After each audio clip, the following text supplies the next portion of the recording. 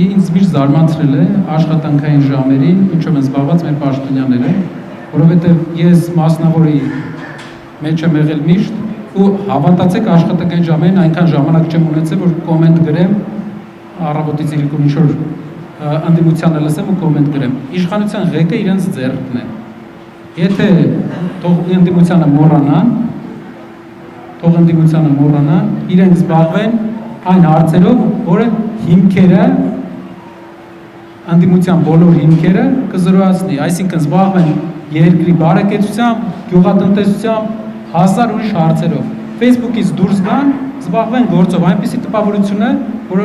մեր պետական ամբողջ մեքենան երկու բան է անում։ Կոմենտ է գրում, ստատուս է գրում ու ասֆալտ է անում։ Մեր պետությունը, մեր ամբողջ պետական համակարգը ասֆալտ անելու մասին չի, էլի։ Բացի ասֆալտի նկար գծելուց, մի որակական բան թող ներկայացնեն, մենք էլ ուրախ կլինենք դա փաստենք, մենք պրինցիպիալ լավ լուրերը ասելու կողմնակից ենք, որովհետև դա հույս է տալիս մեր հանրությանը, որ Հայաստանում կա հետաքրքիր պերսպեկտիվա, ապագա։